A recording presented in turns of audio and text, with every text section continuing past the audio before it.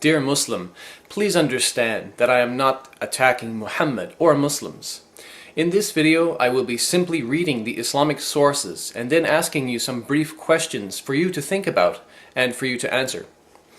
In my previous video titled Why I Left Islam, I gave an example of the shocking, sexually immoral teachings of the Quran and Muhammad. I showed that the Islamic sources allowed Muslim soldiers to capture non-Muslim women in times of war. These women were already married, and their non-Muslim husbands were still alive.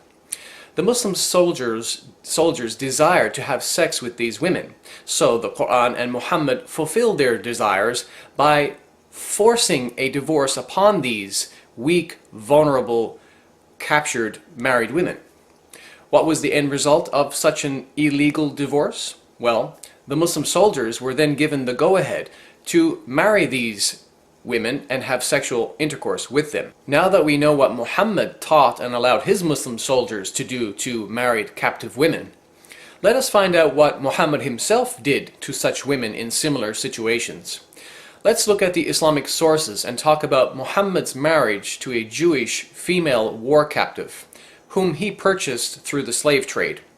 Her name was Safiyye, and she was already married to a Jewish man named Kinana.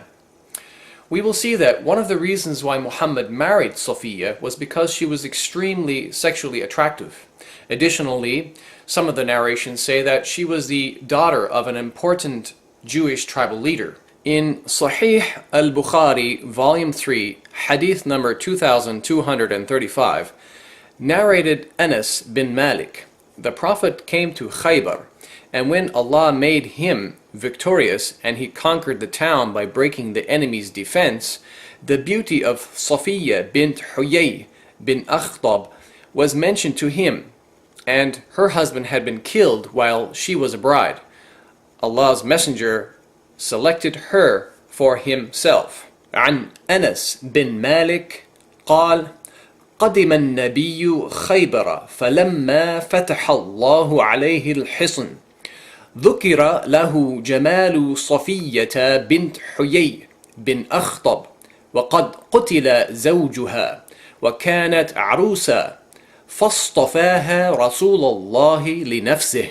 Now you may be wondering how Safiyye's husband was killed. Well, as grotesque and as shocking as it will seem, Muhammad had her husband Kinana brutally tortured by using fire, and then he was beheaded. Muhammad married her shortly afterward. So to add insult to injury, not only did Muhammad take this man's life and his wife, but he took this Jewish man's wealth also, as we read in the book called Sira Rasulillah, or the biography of the Messenger of Allah by Ibn Ishaq, on pages 514 and 515. Starting from the bottom we read, when the apostle, meaning Muhammad, had conquered Al-Qamus, the fort of Ibn Abu al-Huqayq, Safiyye, who was the daughter of Huyay bin Akhtab, was brought to him along with another woman. Bilal, who was bringing them, led them past the Jews who were slain, and when the woman who was with Safiyye saw them, she shrieked and slapped her face and poured dust on her head. When the apostle, meaning Muhammad, saw her, he said, "Take this she-devil away from me." He gave orders that Safiyye was to be put behind him and threw his mantle over her, so the Muslims knew that he had chosen her for himself. If you read just a few lines down, it says about Safiyye, she was the wife of Kinana ibn ар-Рабиа ibn Abu al-Huqayq. Now let's continue reading where it says the rest of the affair of Хайбар. Kinana ibn ар-Рабиа, who had the custody of the treasure of Banu an-Nadir, was brought to the apostle, who asked him about it. He denied that he knew where it was. A Jew came to the apostle and said that he had seen Kinana going around a certain ruin every morning early. When the apostle, meaning Muhammad, said to Kinana, "Do you know that if we find you have it, I shall kill you?" He said yes. The apostle gave orders that the ruin was to be excavated, and some of the treasure was found. When he asked him about the rest, he refused to produce it. So the apostle, meaning Muhammad, gave orders to, quote, torture him until you extract what he has.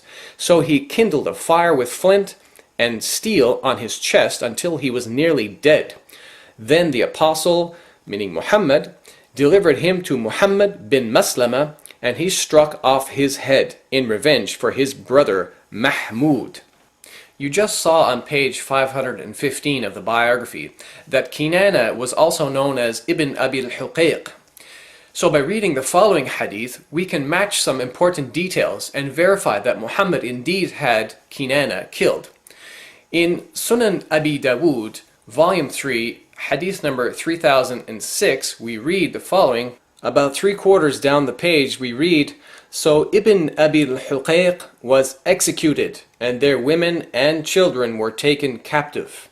The Arabic says, فَقُتِلَ ابْنَ أَبِي الْحُقَيْقِ وَسُبِيَ نِسَاؤُهُمْ وَذَرَارِيُّهُمْ. And according to the webpage sunnah.com, this same hadith is classified as authentic or Hasan according to hadith scholar al-Albani. Now, as I mentioned, Muhammad married Safiyye shortly after he had her husband executed. But if you're not already disgusted, it's even more shocking to find out that Muhammad was also responsible for the execution of her father and brother. We read in the History of At-Tabari, volume 39, page 185, quote, while the Prophet was lying with Safiyye, Abu Ayyub stayed the night at his door. When he saw the Prophet in the morning, he said, God is the greatest. He had a sword with him. He said to the Prophet, O Messenger of God, this young woman had just been married, and you killed her father, her brother, and her husband, so I did not trust her not to harm you. The Prophet laughed and said, good. So it seems even Muhammad's companions were questioning such a marriage, and they feared for his safety, as no woman in her right mind would love a man who was responsible for the execution of her own family members. In fact, in one narration, it states that Safiyye actually hated Muhammad. In a book called Dalailun Nubuwa by Imam al-Bayhaqi, volume 4, page 230, we read, quote, قالت وكان رسول الله من أبغض الناس إلي قتل زوجي وأبي فما زال يعتذر إلي, which means Safiyye said, I hated the messenger of Allah more than any of the people. He had killed my husband and my father, therefore he kept apologizing to me. Additionally, we know that Muhammad purchased Safiyye from a man named Dihya, who had already taken Safiyye as his own female captive. Therefore, Muhammad purchased her through the slave trade. We read in Sunan Ibn Majah, volume 3, hadith number 2272, عن أنس أن النبي اشترى صفية بسبعة أرؤس.